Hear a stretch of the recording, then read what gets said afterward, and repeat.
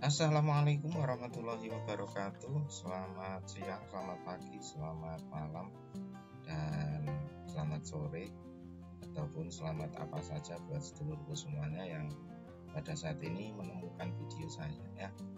Pada saat ini saya hanya akan menyampaikan tentang tes formatif tentang pendalaman materi bimbingan dan konseling modul 4 strategi layanan dasar, perencanaan individual dan dukungan sistem yang ditulis oleh Bapak Sekretariati Sarjana Pendidikan Magister Pendidikan. Di mana modul ini digunakan peserta PPG untuk pendalaman materi ketika PPG berlangsung. Dan mengapa hal ini saya sampaikan? Karena apa? Di dalam UP itu biasanya adalah soal-soal yang keluar itu ya soal-soal yang berasal dari modul. Nah, soal-soal yang berasal dari modul tentunya adalah ada di tes formatif dan tes sumatif. Oleh karenanya saya akan mencoba bersama-sama ya. Ini hanya sesuai dengan materi yang disampaikan di modul ini, dan saya hanya membahasnya melalui video agar seluruh semuanya dan saya sendiri juga mudah dalam mempelajari. Jadi hanya cukup seperti saya hanya cukup membaca satu kali, namun bisa mendengarkannya berkali-kali, dan seluruh semuanya juga bisa memanfaatkan itu untuk belajar di rumah sambil layah-layah, sambil ngopi, sambil duduk-duduk, sambil santai dengan keluarga di tengah PPKM sedang berlangsung. Untuk saat ini yang akan saya bahas adalah tentang tes formatif kegiatan belajar ketiga ya. Nomor 1, program kurikuler yang disediakan untuk mengakomodasi pilihan minat, bakat atau kemampuan. Jadi ada pilihan minat, pilihan bakat atau kemampuan akademik peserta didik dengan orientasi penguasaan kelompok mata pelajaran keilmuan merupakan peminatan akademik ya. Jadi terkait dengan pilihan minat, bakat, kemudian kemampuan akademik dengan orientasi penguasaan kelompok mata pelajaran keilmuan.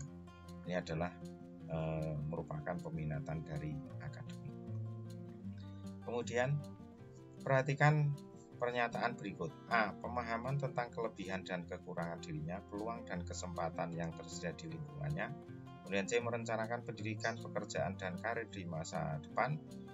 D. Memfasilitasi peserta didik atau konseling mampu mengambil keputusan yang tepat. Sebagai dasar perencanaan individual ya, perencanaan individual yaitu bantuan kepada peserta didik konseling agar mampu merumuskan dan melakukan aktivitas sistemik yang berkaitan dengan perencanaan masa depan ditunjukkan oleh huruf. Kalau kita melihat ini berdasarkan perencanaan individual, berarti bahwa pemahaman tentang kelebihan dan kekurangan dirinya ya, ini kemudian terkait juga dengan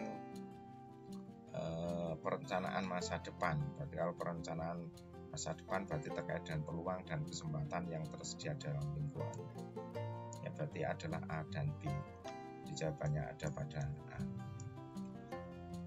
Nomor 3, layanan peminatan merupakan garapan profesi bimbingan dan konseling yang tercakup pada layanan peminatan.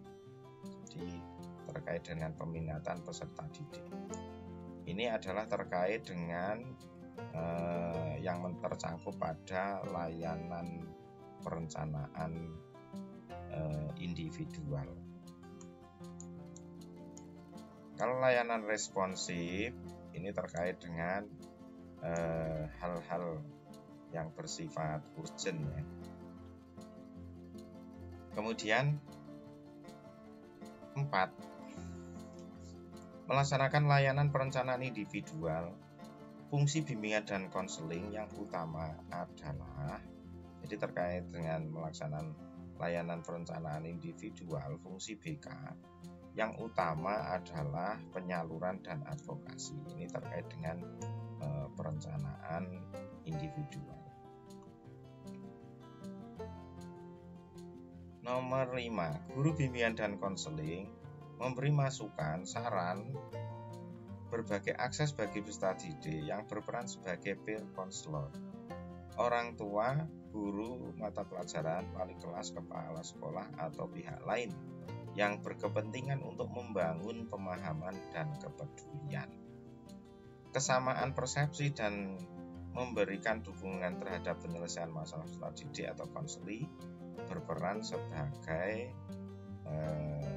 terkait dengan memberikan masukan, kemudian saran, kemudian akses peserta didik yang mana kita sebagai peer counselor, ada orang tua, guru mata pelajaran, wali kelas dan sebagainya, bahwa ini adalah peran guru BK dalam layanan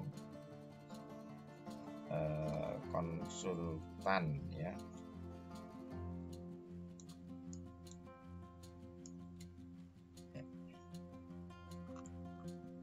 Nomor 6. Guru bimbingan dan konseling menyampaikan kebutuhan dukungan dalam memperlancar pelaksanaan program layanan bimbingan dan konseling kepada pendidik dan tenaga pendidikan di sekolah.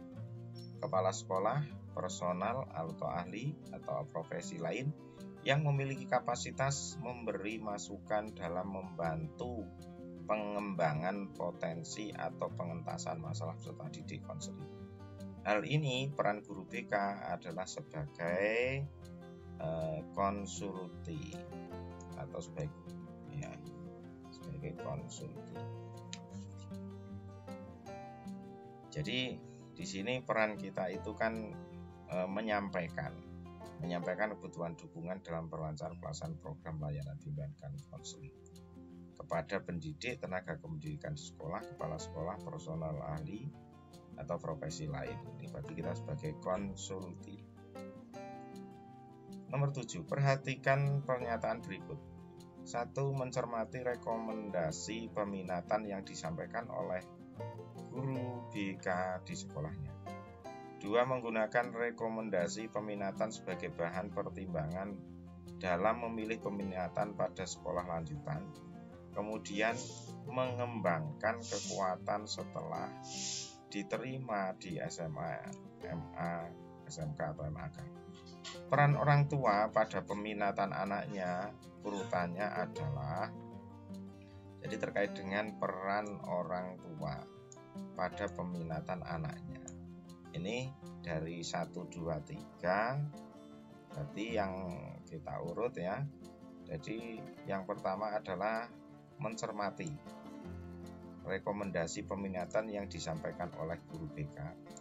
Jadi Bapak Ibu wali murid atau orang tua, setelah ada rekomendasi dari guru BK berdasarkan asesmen atau angket yang diisi oleh siswa, ini guru BK kan menyampaikan rekomendasi kepada orang tua. Nah, semestinya dicermati dulu. Setelah dicermati, ya, orang tua bertugas menggunakan rekomendasi peminatan sebagai bahan pertimbangan dalam memilih peminatan pada sekolah lanjutan. Jadi digunakan rekomendasi itu kemudian sebagai bahan pertimbangan. Kira-kira dari rekomendasi yang diberikan oleh guru BK itu seperti apa. Kemudian yang ketiga, mengembangkan. Jadi ini berurutan ya. Ini sudah betul sesuai dengan urutannya. Nah, di sini jawabannya adalah D. Nomor 8. Perhatikan data berikut. A. Rata-rata nilai rapot semester 1 sampai 6. B. Hasil tes IQ, bakat dan minat. C. Prestasi akademik dan non-akademik. D. Dukungan orang tua. Sebagai guru BK, kita diminta membuat bobot untuk menentukan peminatan peserta didik. Urutan bobot yang sebaiknya adalah, ini terkait dengan menentukan peminatan. Kalau terkait dengan peminatan, berarti urutannya adalah yang pertama ini dari dukungan orang tua, ya, saya nomor 1. Kemudian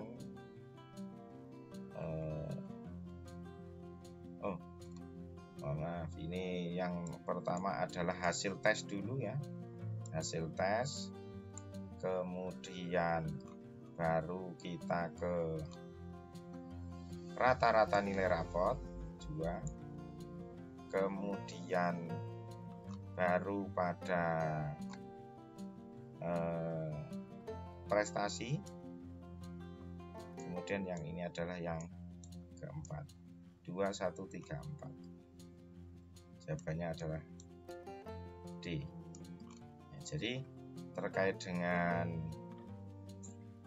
peran kita untuk menentukan peminatan peserta didik, ini urutan bobot yang pertama adalah hasil tes IQ, kemudian rata-rata nilai rapot dari semester 1 sampai 6, kemudian prestasi akademik maupun non-akademik, baru dukungan orang tua.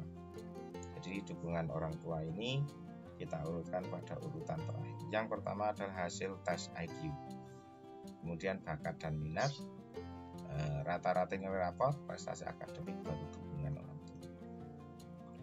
Lanjut ke nomor 9. Minat belajar dan berprestasi, melanjutkan pelajaran, serta pengetahuan awal tentang karir pekerjaan merupakan tingkat dan arah peminatan. Jadi minat belajar dan prestasi, kemudian melanjutkan pelajaran serta pengetahuan awal tentang karir pekerjaan merupakan tingkat arah peminatan dari siswa SD atau MI ya. Nomor 10. Pindah antar kelompok peminatan akademik dalam satuan pendidikan yang sama paling lambat pada akhir semester 1 atas rekomendasi dari guru BK. Jadi kalau akan pindah antar kelompok peminatan akademik dalam satuan pendidikan yang sama, ini paling lambat pada akhir semester atas rekomendasi dari guru bimbingan dan konseling. Ini dulu semuanya, ini terkait dengan materi tes formatif kegiatan belajar 3. Terima kasih. Kita akan lanjutkan ke tes formatif kegiatan belajar 4, dan setelah itu akan kita sambung nantinya dengan video berikutnya, yaitu tentang tes sumatif modul 4. Silakan selalu ikuti video-video dari saya, semoga ada manfaatnya sebagai referensi untuk belajar kita semuanya, dan semoga sedulur-sedulur semuanya dalam UP nanti bisa lulus sesuai dengan hasil yang diharapkan. Terima kasih. Salam bimbingan dan konseling. Tetap sedulur-sedulur semuanya jaga kesehatan, jaga imun, jaga iman. Terima kasih. Banyak kurangnya mohon maaf. Wassalamualaikum warahmatullahi wabarakatuh.